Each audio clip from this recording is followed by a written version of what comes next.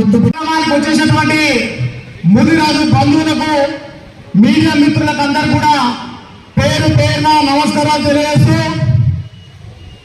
సోదరులారా, ఈరోజు మక్తల్ నియోజకవర్గంలో ముదిరాజు సమ్మేళనం ఏర్పాటు చేయడం అనడమే చాలా సంతోషకరమైనటువంటి విషయం. ఎందుకంటే ఈ మక్తల్ నియోజకవర్గంలో ఉన్నటువంటి ముదిరాజు బిడ్డలు ఎక్కడ ఉన్నా కూడా ఎవరికూ తెలియదు. ఈ వేదిక ద్వారా అందరూ పరిచయం అయినందుకు వాళ్ళందరూ కూడా ఏర్పాటు చేసిన కమిటీ సభ్యులకు ధన్యవాదాలు తెలియజేస్తా ఉన్నా. ముందుగా ఈరోజు ఈ సమ్మేళనం ఏర్పాటు చేయడం కారణం, మే 13వ తారీఖు పార్లమెంట్ ఎన్నికలు జరగబోతా ఉన్నాయి. ఆ ఎన్నికల్లో మన కాంగ్రెస్ పార్టీ బలపరిచినటువంటి అభ్యర్థి అయినటువంటి వంశన్న గారిని పెద్ద ఎత్తున మెజారిటీతో గెలిపించాల్సినటువంటి అవసరం ఉంది. అది మన ముదిరాజును మళ్ళీ ముందుండి గెలిపించాల్సిందిగా ఈ సందర్భంగా తెలియజేస్తా ఉన్నా.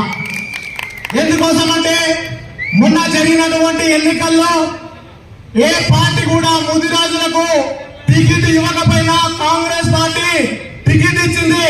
అందులో మక్తల్ నియోజకవర్గాన్ని మనం ముదిరాజుల ముందుండి అన్ని కులాలు మనకు ఓటేసినందుకు ఈ రోజు మన అన్న శ్రీహరి అన్న ఇక్కడ వేదిక మీద కూర్చున్నారు. ఆ అన్నను ఏ విధంగా అయితే మనం గెలిపించామో అదే పట్టుదలతో మన వంశన్న గారిని కూడా మనం గెలిపిస్తే మన ముదిరాజులకు డి గ్రూప్ నుంచి ఏ గ్రూప్ కి రావడం కోసం అన్న పార్లమెంట్ లో తన గళం విప్పి మనకు న్యాయం చేస్తాడు.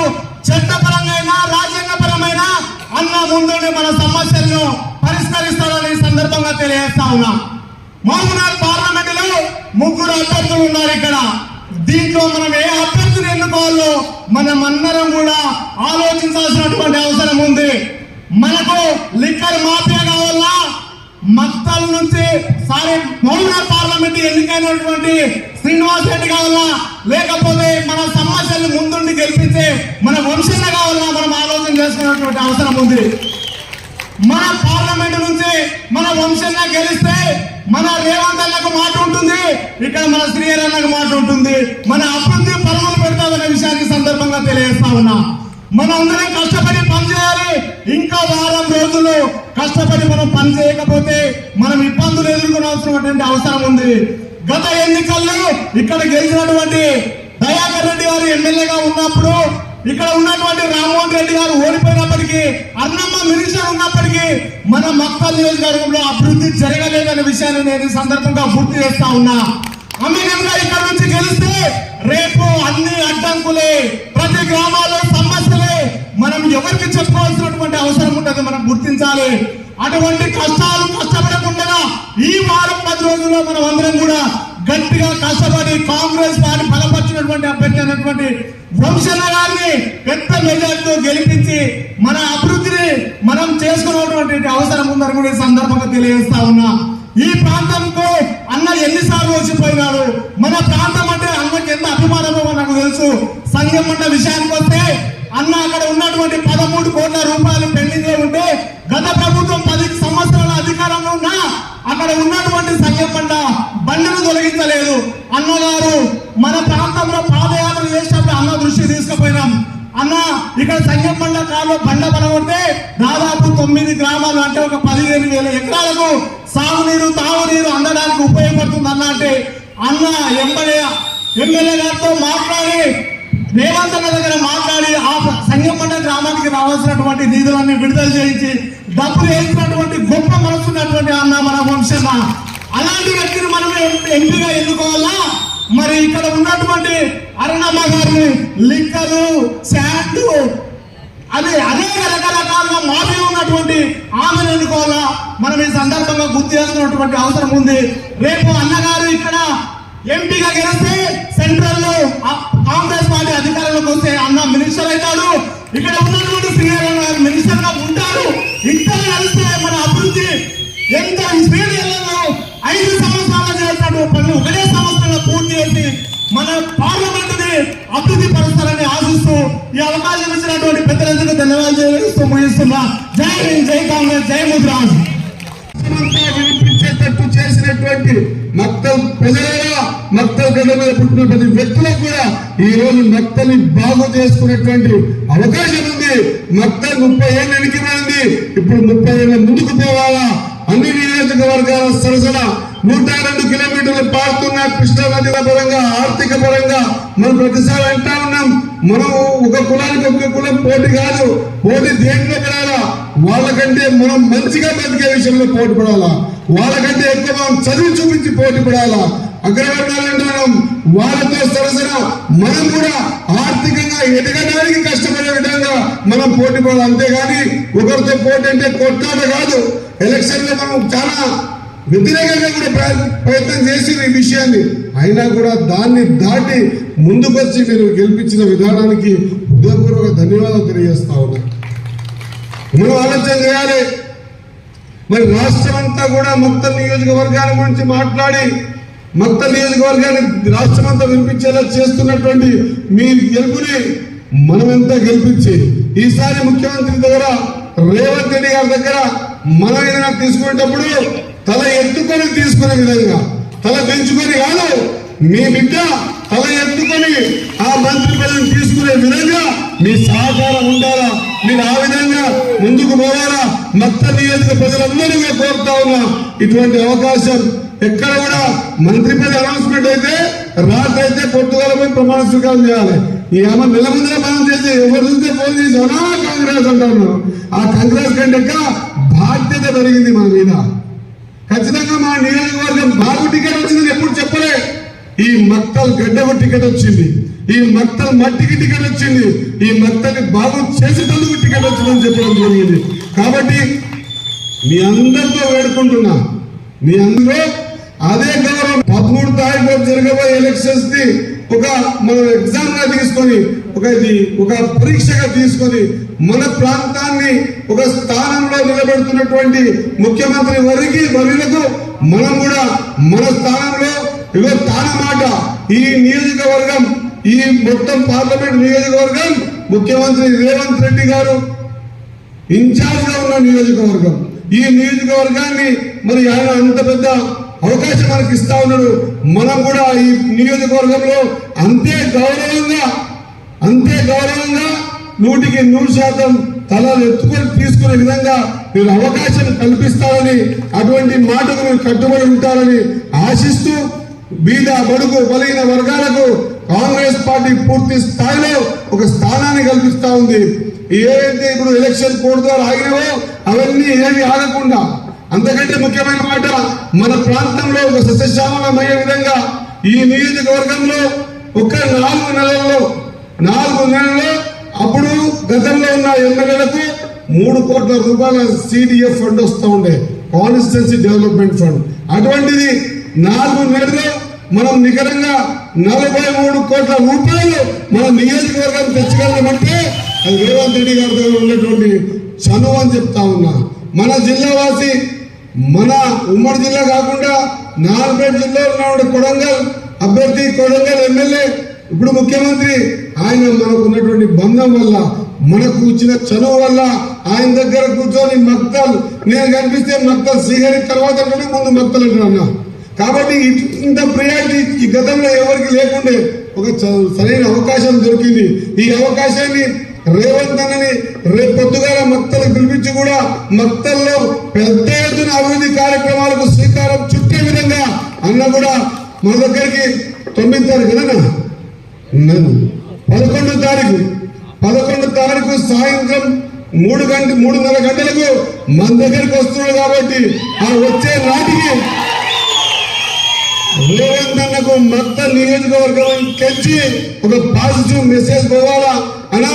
మీరు మాకు కృతజ్ఞత భావంతో ఏ కులం అయితే 30 సంవత్సరాల కింద పోరాటం చేస్తుందో ఆ కులం ఒక్కటే కాకుండా అన్ని కులాలను కూడా సమతుల్యంగా ముందుకు తీసుకుపోతూ ఇన్ని నాళ్ల కళ బీసీడీకెచ్చి బీసీఏకి రావటం, ఆ రోజు రాజశేఖర రెడ్డి గారు ఈ ప్రయత్నం చేస్తే జడ్చర్ల మీటింగ్ లో ఇది అనౌన్స్ చేస్తే కొన్ని అనివార్య కారణాలు ఆగిపోయినాయి.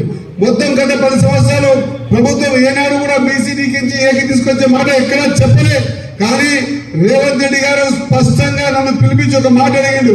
శ్రీహరి గారు మీ ముదిరాజుకు సంబంధించిన కులాల వారిగా మాట్లాడేటప్పుడు మీరు ముదిరాజు కదా, మీకు ఏం కావాలా, మీకు మంచి స్థానాన్ని ఇస్తా అని చెప్పి అన్నప్పుడు ఒకటే ఒక మాట అడిగిన, అన్న నాకు మంచి స్థాయి ఇస్తే నా ఒక్కరికే ఇస్తావు, ఒకవేళ మా కులాన్ని బట్టి నువ్వు ఇస్తా ఉన్నావు కాబట్టి మీరేనా ఆ విధంగా ముందుకు పోవాలనుకుంటే నాకు మంత్రి పదవి ఇంకో కంటే ముఖ్యం మా భవిష్యత్తు, మా వాళ్ళ భవిష్యత్తును మార్చే బీసీడీకి బీసీ ఏదో మార్చన్నా అది నాకు చాలు అని చెప్పిన. ఎందుకంటే దాని ద్వారానే మనం కానీ మన తర్వాత తరాలు కానీ ఖచ్చితంగా ఎడ్యుకేషన్ లో కానీ ఆర్థికంగా కానీ కొంత బాగుపడడానికి అవకాశం ఉంటుంది. ఆ పని చేయాలని చెప్తే ఖచ్చితంగా నెక్స్ట్ మీటింగ్ లో నేను అనౌన్స్ చేస్తా. బీసీడీకి బీసీ ఏకైతే సుప్రీంకోర్టులో ఆగిందో ఆ ఫైల్ ని బయటికి తీస్తా, మీకు ఖచ్చితంగా బీసీ నుంచి ఏక మారుస్తా అని ఆ రోజు మాట ఇచ్చిన మాట గుర్తు చేస్తా ఉన్నా. కాబట్టి మనం వెనుకబడిన జాతులు దాంట్లో ముదిరాజులు ఏదైనా ఎవరైనా మనకు సహాయం చేస్తే కృతజ్ఞతతో తిరిగి సహాయం చేసే అలవాటు మన రక్తంలోనే ఉంది, కాబట్టి ఇంత పెద్ద కార్యక్రమాన్ని మనకు సులువుగా అడిగిన తడువే మన కోసం చేసినటువంటి ముఖ్యమంత్రి రేవంత్ రెడ్డి గారు మనకు ఇన్ఛార్జ్ గా ఉన్నారు. కాబట్టి ఆయనతో పాటు మొదటి 32 ఎంపీ అభ్యర్థుల లిస్టు దేశంలోనే తెలంగాణ ఆంధ్రప్రదేశ్ కలిపి అనౌన్స్మెంట్ అయినటువంటి మొట్టమొదటి సీటు మన వంశీ చంద్రలేల గారు. అది చిన్న వయసులోనే రాజకీయంగా వచ్చి వృత్తిని కూడా పక్కకు పెట్టి అంచెలంచెలుగా ఆ తర్వాత యూత్ కాంగ్రెస్ అధ్యక్షుడిగా ఉమ్మడి ఆంధ్రప్రదేశ్ కి, ఆ తర్వాత కల్వకుర్తి ఎమ్మెల్యేగా, ఆ తర్వాత ఒక తల పండితే గాని వచ్చేటువంటి పదవి CWC Congress working committee member లో నైపుణ్యంతో సోనియా గాంధీ గారు, రాహుల్ గాంధీ గారికి, రేవంత్ రెడ్డి గారికి డైరెక్ట్ యాక్సెస్, డైరెక్ట్ గా మాట్లాడే వ్యక్తి ఎవరు ఉన్నారంటే మన వంశీ చంద్రన్ అన్న విషయాన్ని మనం మర్చిపోవద్దు. అటువంటి వ్యక్తికి మనం బలం చేకూర్చి మనం ఖచ్చితంగా ఈ ప్రాంతం పట్ల దీనికి పెద్ద ఎగ్జాంపుల్ మొన్ననే సంగం బండ సంబంధించిన బండ తొలగించే విషయంలో మొత్తం ఫైల్ బిల్డప్ చేసి అన్న కూడా ఈ విషయం తెలియజేస్తే సీఎం గారి దగ్గర పోయి కూర్చొని మాట్లాడి ఇద్దరం కలిసి ఈ ప్రాంతానికి ఆ 25,000 ఎకరాల భూమికి సాగునీరు అందించే బండను తొలగే విషయంలో ఆర్థిక పరిస్థితి ఈ రాష్ట్రంలో బాగా లేకున్నా కూడా 10 కోట్ల రూపాయలు శాంక్షన్ చేపించి సంగమండ అందరి అకౌంట్లో అమౌంట్ వేసి బండ పడగొట్టే కార్యక్రమాన్ని స్టార్ట్ చేయించడం అంటే ఒక్క విషయం అర్థం చేసుకోవాలి. గత ఎలక్షన్ లో ప్రతి ఒక్కరు బండ గురించి మాట్లాడారు. ఏనాడు బండకు సంబంధించిన ఫైల్ మూవ్మెంట్ చేయలే, దానికి డబ్బు తీసుకురాలే. అతి తక్కువ సమయంలో ఒక పని పెట్టుకుంటే పనిని పూర్తి చేసే విధంగా ముందుకు వస్తున్నటువంటి వంశన్న గారికి మనం పెద్ద ఎత్తున సహకారం చేయాల్సిన అవసరం ఉందో లేదో మన మనస్సాక్షిని అడగాల. మనం అల్టిమేట్ గా మన మొత్తం బాగు కావడానికి ఎవరు ప్రయత్నం చేస్తున్నారో వాళ్ళెంబడి ఖచ్చితంగా ఉండాల్సిన అవసరం ఉంది. ఈ రాజకీయంగా అటువంటి వ్యక్తుల్ని మనం గెలిపించుకొని మన ప్రాంతాన్ని అభివృద్ధి చేసుకునే విధంగా ముందుకు పోవాల్సిన అవసరం ఎంతైనా ఉంది.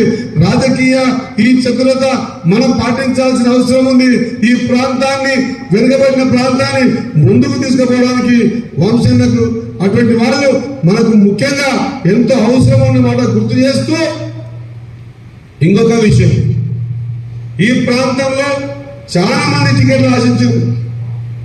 అనునిత్యం ప్రతి సందర్భాన్ని కూడా మల్లికార్జున ఖర్గే గారికి, ఏసీ అధ్యక్షులు, నాకైతే సోనియా గాంధీ గారు, రాహుల్ గాంధీ గారికి అయితే అపాయింట్మెంట్ దొరకవు, కానీ మిగతా రేవంత్ అన్న గారికి అదే మాదిరిగా వీళ్ళిద్దరు సాయంతో పాటు టికెట్ రావడానికి కూడా నాకు సహకారం అందించినటువంటి వంశీ చంద్రన్న గారికి మనమందరం కూడా కొంత అభిమానం చూపించాల్సిన అవసరం ఉంది. అందరం కూడా ఉత్తమ్ సార్ దగ్గర పోయి ఉత్తమ్ కుమార్ రెడ్డి గారికి, అదేవిధంగా మల్లు భట్టి విక్రమార్క గారికి, వీరందరికీ కూడా మన ప్రాంత అవసరాన్ని, మన ప్రాంత వెనుకబడుతనాన్ని, మన ప్రాంతంలో టికెట్ రాని సందర్భాన్ని గుర్తు చేసి చేపించి నాకు టికెట్ రావడంలో ఈ 6 మంది పాత్ర పెద్దగా ఉంది. కాబట్టి ఈ పాత్ర వహించిన వీరందరికీ కూడా రుణం తీర్చుకునేటువంటి అవకాశం దొరికింది. నేను మీతో చేతులు జోడించి మొక్కుతా ఉన్నా, మీ అందరికీ తెలియజేస్తా ఉన్నా, ఖచ్చితంగా ఎవరెవరు మార్చినటువంటి బీసీడీకి బీసీకి ఏకు మారుస్తానని మార్చినటువంటి ముఖ్యమంత్రి వర్యులకు వారు ఇన్ఛార్జ్ గా ఉండి పార్లమెంట్ అభ్యర్థిగా మనకు ప్రకటించిన వంశన కోసం ఖచ్చితంగా పూర్తి స్థాయిలో మనము మన కుటుంబ సభ్యులు వెనుకబడ్డ కులాలందరూ కూడా ఈ ప్రాంత భాగం కోసం మీరందరూ కూడా సాయశక్తులా కృషి చేస్తారని, నన్ను ఎక్కడ కూడా తలదించుకునే విధంగా కాకుండా తలెత్తుకునే విధంగా మీరు ప్రయత్నం చేస్తారని ఆశిస్తూ ముగిస్తా ఉన్నా. జై కాంగ్రెస్, జై బుద్ధురాజు. ఎంకన్నానేమో నాకు లిస్ట్ ఇచ్చిండు, అంజనేమో చదివిండు ఆ లిస్టు. ఇగో దీంట్లోనే అన్ని చేయాలని అన్నారు, అవునా? దీంట్లో ఉన్నటువంటివి మీ కోరికలన్నీ తీర్చాలని మీరు అడగడం జరుగుతుంది. ప్రజాప్రతినిధిని అడుగుతున్నారు, ప్రభుత్వాన్ని అడుగుతున్నారు. కానీ నేను శ్రద్ధగా వినాలి, ముఖ్యమైనటువంటి విషయం. కానీ రాష్ట్ర ప్రభుత్వం, కాంగ్రెస్ పార్టీ, కాంగ్రెస్ ప్రభుత్వం, సోనియమ్మ, మల్లికార్జున్ ఖార్గే, రేవంత్ రెడ్డి గారి ఆశీస్సులతోటి ముఖ్యమంత్రిగా ఉన్నటువంటి రేవంత్ రెడ్డి గారి ఆధ్వర్యంలో నడుస్తున్నటువంటి కాంగ్రెస్ ప్రభుత్వం మీ ముదిరాజులు ఎవరినో ఎందుకు అడగాలి? మీకు కావాల్సింది మీరు ఒకరిని అడిగితే మీకు ఇవ్వాలన్నా, ఇచ్చే పదవి కూడా మీకే ఇస్తామని చెప్తున్నటువంటి ప్రభుత్వం ఇవాళ కాంగ్రెస్ ప్రభుత్వం. మీరు అడిగే పరిస్థితుల్లో ఉండకూడదు, ఇచ్చే పరిస్థితులు ఉండాలి. ముదిరాజులకు రాజ్యాధికారం ఇవ్వాలని వాళ్ళ కాంగ్రెస్ పార్టీ భావిస్తున్నది. ముదిరాజులకు మీరేవేవైతే అడిగినరో ఇవన్నీ ఎవరో ఇవ్వాల్సిన అవసరం లేదు. మీ ముదిరాజు బిడ్డని మంత్రిని చేస్తాము, మీ ముదిరాజు బిడ్డని మీకందరికీ ఇస్తాము అని అంత గొప్ప ఆలోచన చేస్తున్నటువంటి పార్టీ ఇవాళ కాంగ్రెస్ పార్టీ. మిమ్మల్ని ఆర్థికంగా, సామాజికంగా, రాజకీయంగా ముందుకు తీసుకెళ్ళనికే, అన్ని విధాలుగా మీకు అండగా ఉండనికే కాంగ్రెస్ పార్టీ వాళ్ళ చిత్తశుద్ధితో ఉన్నది. మిమ్మల్ని రాజకీయంగా ముందుకు తీసుకెళ్ళనికే మీ బిడ్డను ఎమ్మెల్యే చేసినాము. నీలం మధుని ఆడ ఎంపీ టికెట్ ఇచ్చి నీలం మధుని ఎంపీ చేయనికే కాంగ్రెస్ పార్టీ ప్రయత్నం చేస్తున్నది.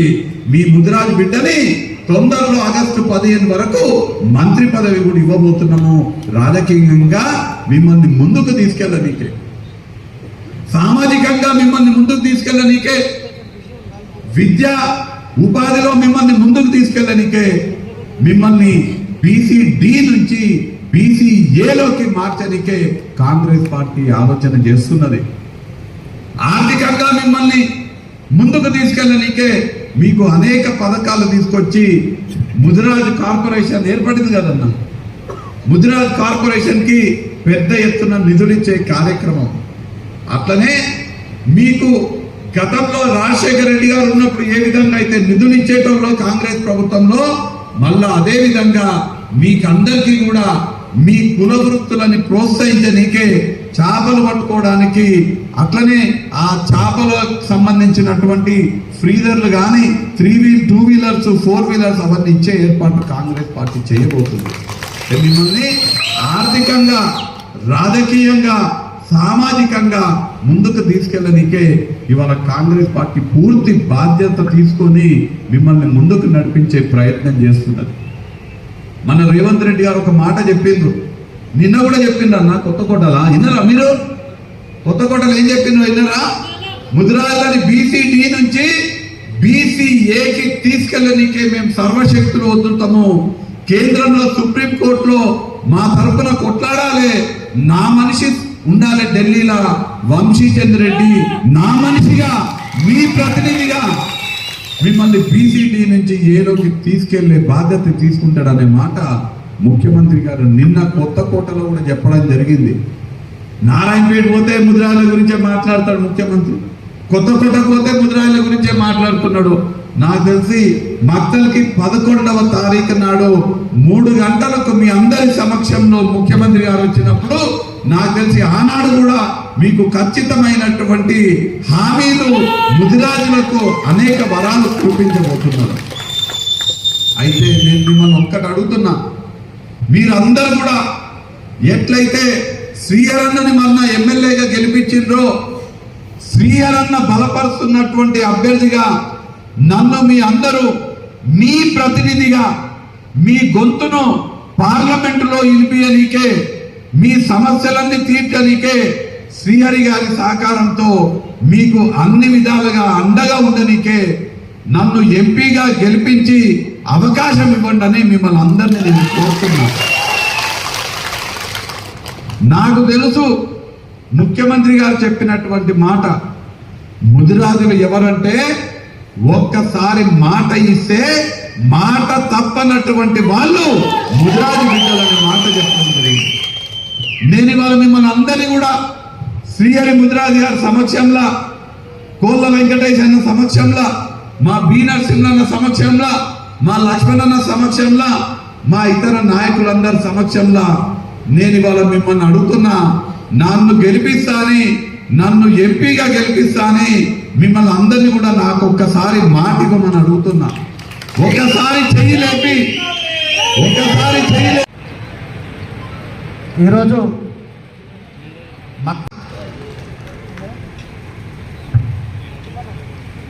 శివరామరాజు గారు